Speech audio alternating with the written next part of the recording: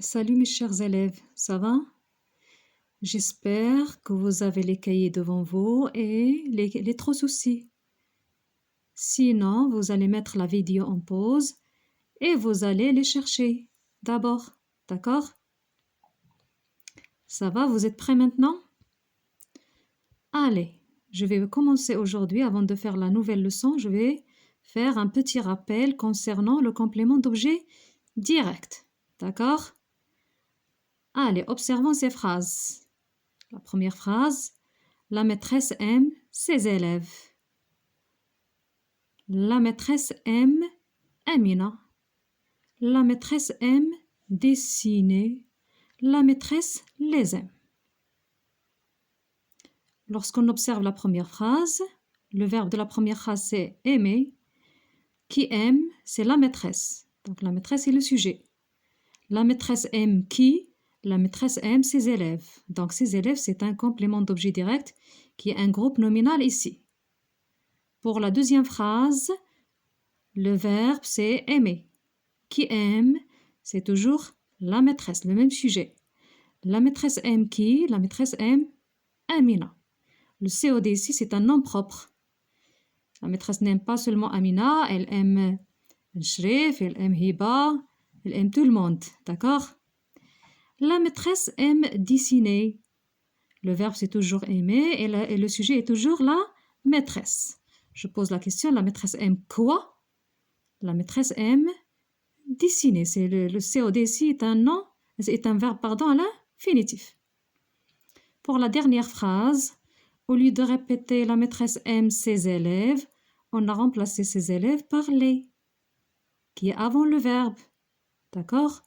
Lorsqu'on trouve le, la, les ou bien l'apostrophe, ils ne sont pas des articles, hein, ce sont des pronoms compléments d'objet direct. D'accord? Comme il y a les pronoms sujets, je, tu, il, nous, vous, il et elle avec S, et il y a les pronoms compléments d'objet direct, qui est ici avant le verbe. Je vous rappelle aussi que le complément d'objet direct, c'est un constituant obligatoire. D'accord? Il complète le verbe. Dans les trois premiers cas, il est après le verbe, sauf dans le dernier cas, il est avant le verbe. Et il est direct parce qu'il est lié directement au verbe. On ne trouve rien, pas un autre mot entre le complément d'objet direct et le verbe. Passons maintenant pour faire notre nouvelle leçon. Donc, vous allez mettre la vidéo en pause pour recopier ces phrases, d'accord? Je vais les lire.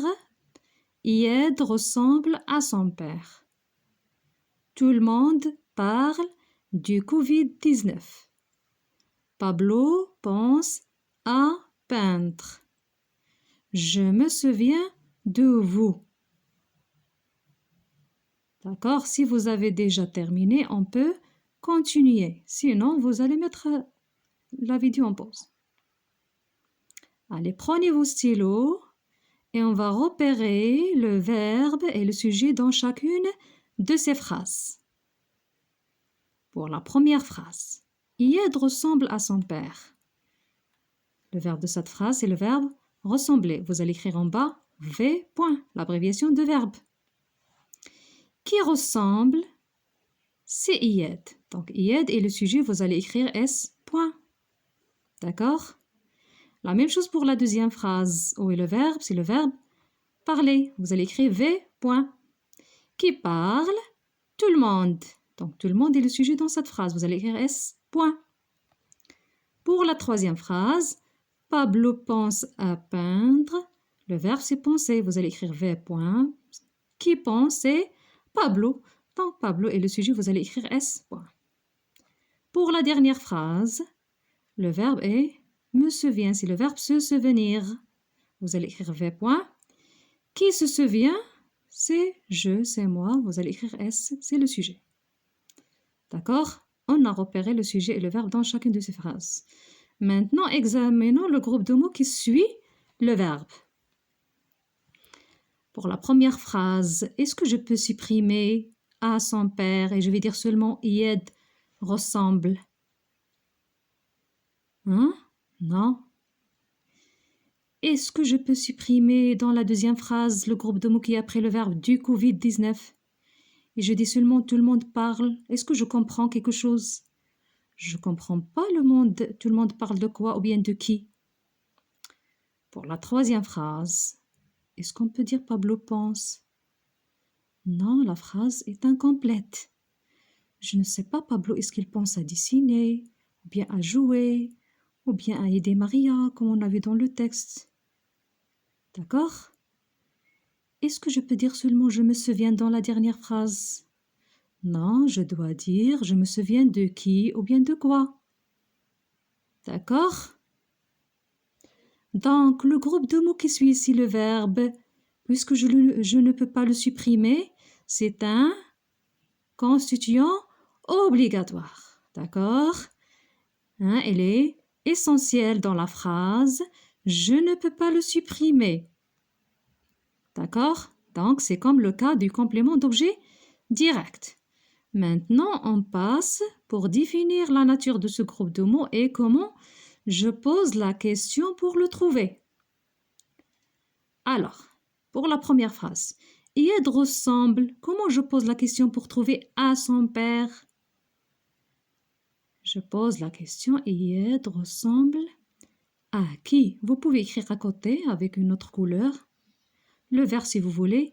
À qui? D'accord? Pour la deuxième phrase, quelle est la question que je vais poser pour trouver le groupe de mots du Covid-19 ou bien du coronavirus? Hein? Je pose la question. Comment?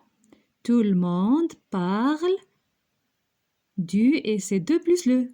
Je vais dire tout le monde parle de. Est-ce que je vais dire ici qui ou bien quoi? Covid, c'est un virus. Hein? Virus, bactéries, ce sont des êtres vivants aussi. Donc, je peux dire de qui. Tout le monde parle de qui. On peut accepter de quoi parce que lorsqu'on veut dire le problème de Covid ou bien tout ce qu'il a fait. Donc, on peut accepter même de quoi. D'accord? Passons à la troisième phrase. Pablo pense... Comment je pose la question? Pour trouver à peindre.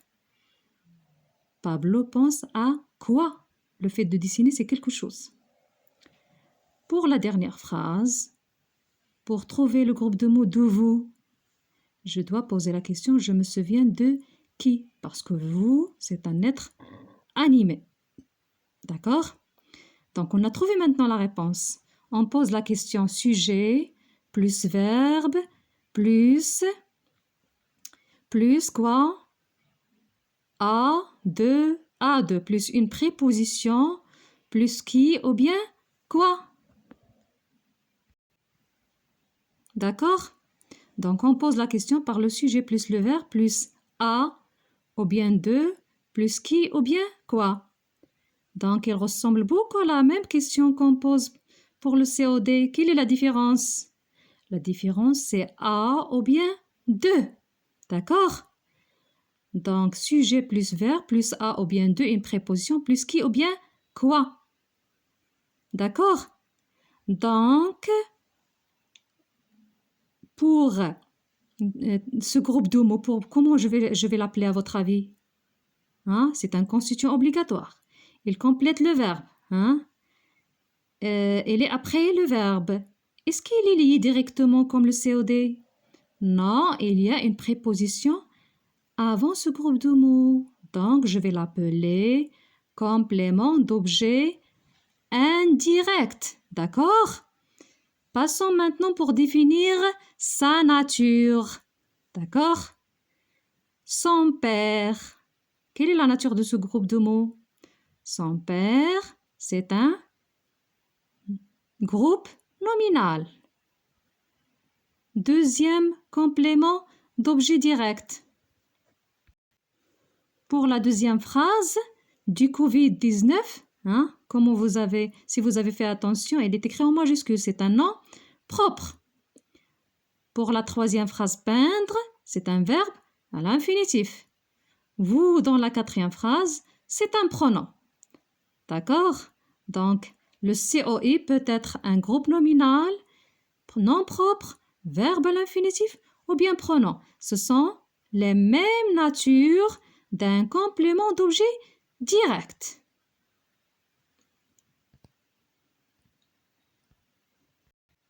Donc, pour faire un résumé, le complément d'objet indirect, c'est un constituant obligatoire, je ne peux pas supprimer.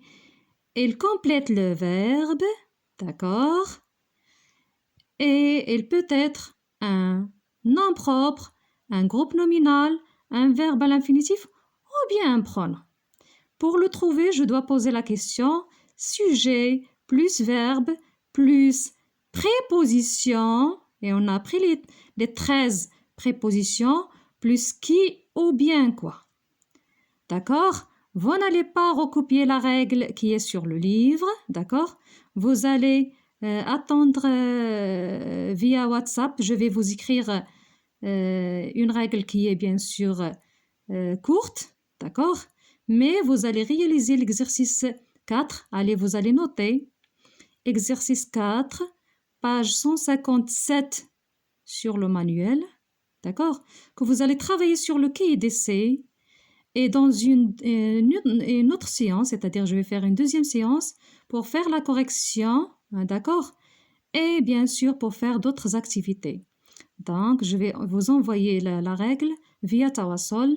Au revoir maintenant et j'espère bien sûr que vous allez bien, vous, ainsi que votre famille.